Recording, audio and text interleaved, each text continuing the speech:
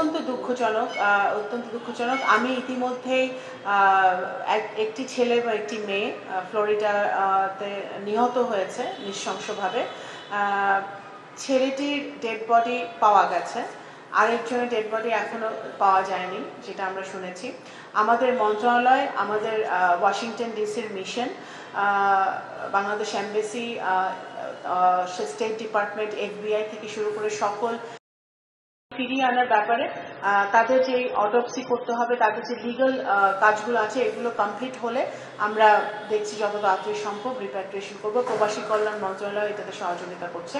সময়ের সাথে সাথে দেখা দেয় নিত্য নতুন প্রয়োজন। রেডি থাকতে হয় প্রতি মুহূর্ত। তাই এলো ইনোভার, যেন আপনি লাইফে থাকেন রেডি প্রতিদিন। Innova, designed for now. এবং অন্যটার জন্য তো আমাদের অপেক্ষা করতে হবে। আমরা ওদের চেষ্টা করছি যে যত তাড়াতাড়ি সম্ভব আনা যায়, কিন্তু এটা তো একটা লিগাল ব্যাপার।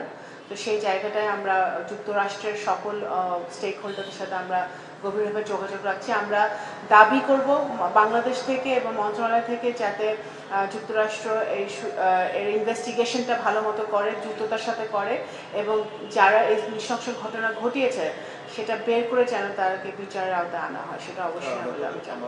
ইনশাল্লাহ তো না, ইনশাল্লাহ আমরা আশা করছি যে হরমুজে আমাদের জয়যাত্রা সহ আরও যে সকল জাহাজ আসছে সেগুলো আমরা নিরাপত্তার সাথে আসবে, এবং সেটা জ্বালানি মন্ত্রণালয় আরও ভালো বলতে পারবে, কিন্তু আমরা যতদূর জানি যে আসছে। ধন্যবাদ।